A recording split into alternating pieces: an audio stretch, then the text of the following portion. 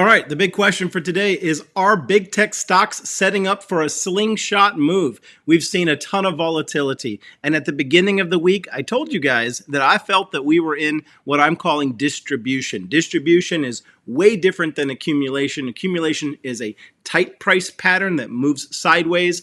And typically after that, you get a markup phase. And then distribution is a wide, tight pattern with high volatility. And that's what we're in. It can be highly profitable, but you've got to be pretty skilled. Today, we had a major pullback on some big tech stocks like Apple, Tesla, and I took a position. I'm going to tell you guys what I got into and why. I'm going to give you guys some fresh technicals on Apple, Tesla, and Amazon, as well as some important news stories and some opinions. Guys, this is the Stocks with Josh show. As always, I thank each and every one of you guys that hit the like before you even start watching the video. The minute it comes in, I know you guys hit that like. I see it on my end. Hit that subscribe if you guys are needing some help with some of your big tech plays.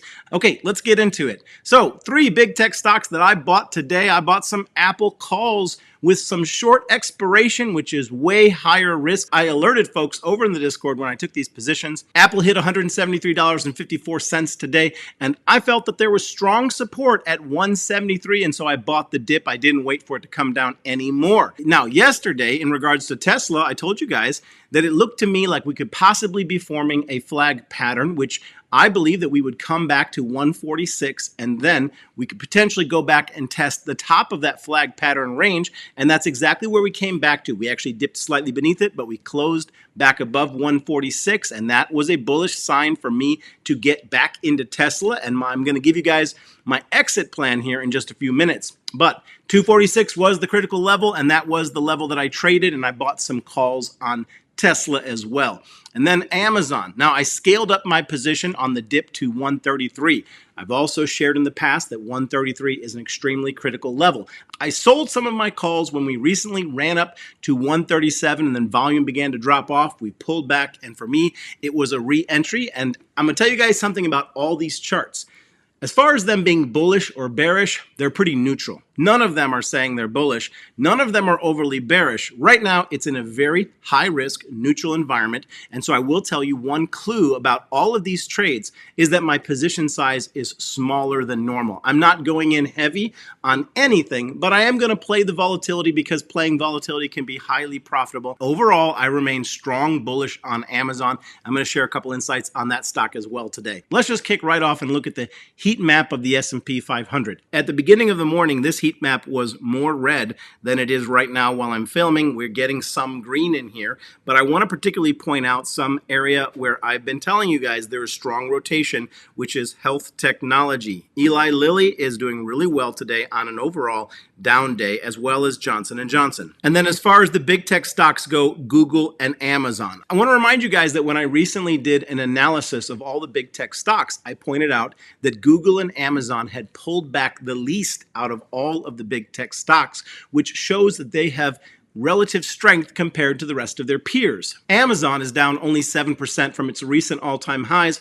Google only down 5%, barely a pullback at all on those stocks compared to Apple, one of the best-in-class stock performers, which is down around 12%. Tesla, we know, is down another 18% from its recent run-up.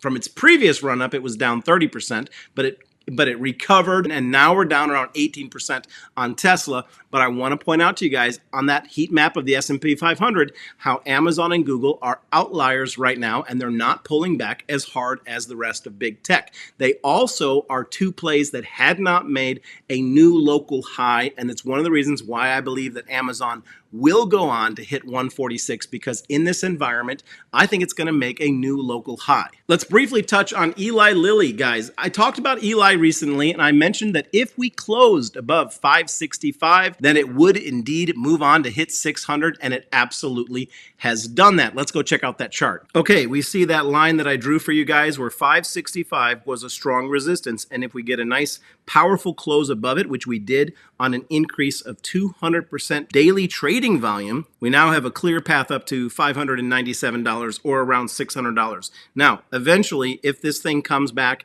and falls beneath 565, in my view, and it closes on the daily candlestick chart, I think this is then going to set up for a good pullback play all the way back to support at around $511. So right now we've got confirmation that we're going to continue to move up on Eli Lilly, continuing that rotation from big tech over to healthcare. I'm going to get into Amazon, Tesla, and Apple here in just a minute. Let me do a quick station break for the MooMoo investment app. If you're a retail trader and you need to get better trade tools, you can do that with the zero commission, zero cost to trade MooMoo trading platform, where they're offering up to, right now in the US, an exclusive and limited time offer to receive up to 16 free stock as well as a $50 cash bonus. Now this is available in the US, Australia, and Canada, and you can click on the link to get the details for your exact offer. But you guys know I recommend MooMoo, and I use MooMoo every single day because I love their stock screener, I love their earnings calendar, I love their 8 conditional order types. You can short stock on their platform, and they've got some of the best news out there, as well as the fact that I host a chat group on the app. We call it Stock Josh Fam.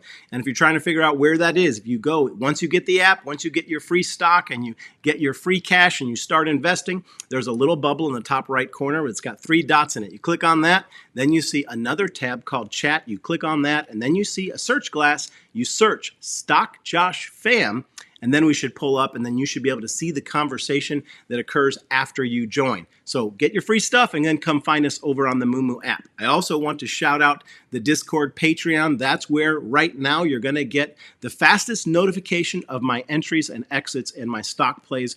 You got to get over and join the Patreon. Now, it's not just me over there making calls. We got 4 trading giants for you guys in there. StockMo, Stock Up with Larry Jones, and Keenan Grace giving trade alerts every day. And I believe by next Wednesday, we're going to do a live event where we're going to share some details about a portfolio that we're going to be actively trading. So more and more value going into that Patreon. I want you guys to click on the link in the top pinned comment, as well as you can find that link in the description of this video to join that Patreon group. All right, I want to briefly touch on Amazon. I got a lot of questions yesterday because I have been bullish on Amazon. I believe that they're going to outperform a lot of the brick and mortar stores. They've got a different setup. They've yet to really reach some of the higher highs that some of the other big tech companies have gotten to. I mentioned that they haven't gotten a new local high, and so I believe that we're going to get to 146 and above 146 pretty soon. Now, right now the chart is relatively neutral. I'll give you an example of what I mean by that. Today we went up, but we went up on lower volume, which means there's not a lot of confluence to the up move.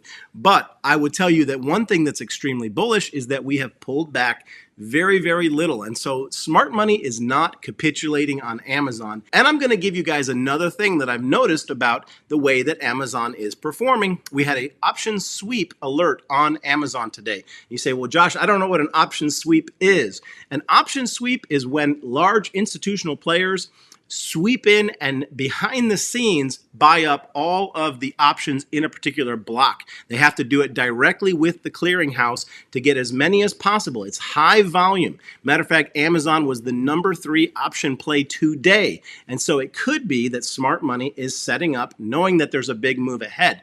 But that doesn't always mean that it's going up. Sometimes it could mean that they're going down. We can't see exactly what they're playing. We just know that high dollar amounts went into Amazon options.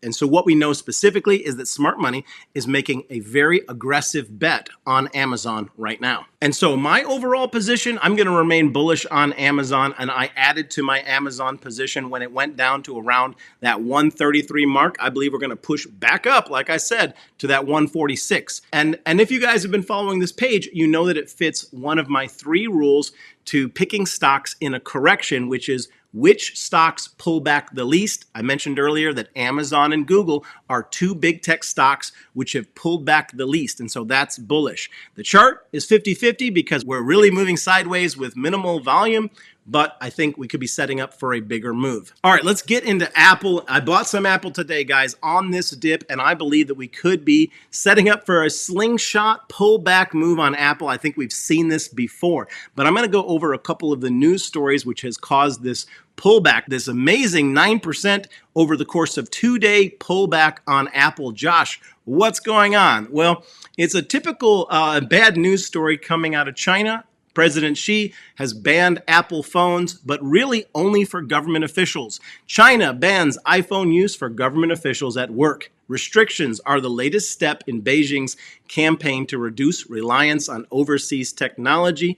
Well, first off, this isn't actually a new news story. China has done this before, but what is interesting about it is the timing of it. We're getting right now, right around the corner here, September 12th, Apple is releasing their iPhone 15. There's typically a negative news story that comes out and pushes Apple down right before a catalyst event. And I think that's because the smart money wants to get in at a lower price because Apple's fundamentals have not changed. It's an attractive stock. They ran it up to 200 and now they're looking for a better buy price. And so am I. And that's why I added to my position, both long-term and a short-term squeeze when it came back to 173. And then I want to cover another news story. We saw this last week. It was that Rosenblatt downgraded Apple just the other day. But the big question is, did Apple stock deserve the downgrade? There was an interesting article that talks about Rosenblatt Securities downgrades Apple stock due to flagging iPhone sales, but could untapped potential in services and emerging tech make this a hasty decision?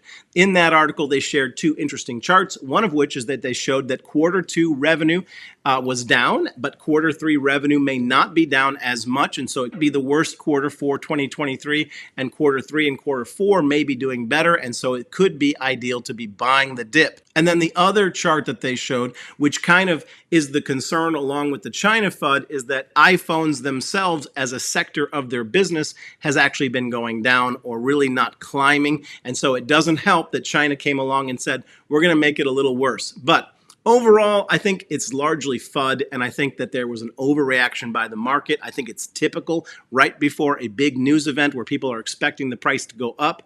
And a less advertised report out there was Goldman Sachs came out and said it's a buy before September 12th and the release of the iPhone 15. They said that the release of the iPhone 15 was going to be a catalyst and their new price target was $220, which I think is very possible still. Just a shakeout by smart money to get a better price. But we do need to be aware that I think that we could be in a distribution phase on Apple that ultimately brings us to a lower price. But I think that between now and September 15th, we're going to see a move back up. And that's what I bet on today. So at the moment, I view the trade range as between 169 and 193. So there is still a potential that we would come down to 169. But if we get a bounce, I think that we could pull back to at least 184 before potentially going down.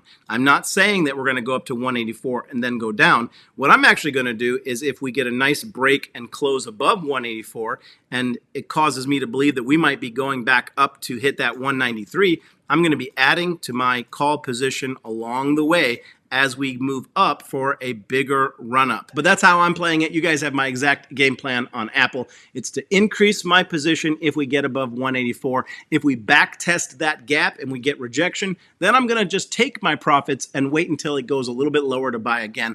But personally, I'm leaning towards this being a stronger move back up. We'll see where it goes. All right, let's look at the Tesla chart real quick. Okay, looking at the Tesla chart, guys, I just want to point out that we have that flag pattern that I showed you the other day.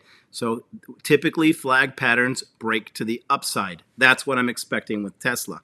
And so when it came down to, and it showed good support around 246, this is slightly off, let me pull it up. When it showed support at 246, I told you guys that as long as it didn't close and break beneath 246, then I'm expecting a move back up to 254, and that's how I'm going to play it. And again, I'll say the same thing. If we get rejection at 254, I will take profits and I will write it back down to the 240 range. But if we get a close above 254, then I'm going to scale into my position for a larger move back up to 270. That's exactly how I'm playing Tesla. I want to get this out to you guys before the market closes, so I'm just going to wrap this up. And thank you guys again for hitting the like. If you like these technicals and you want to get them the next time, you got to hit that subscribe and that YouTube all notification bell. All right, guys, thanks. Have a great day. We'll see you in the next video. Peace and blessings.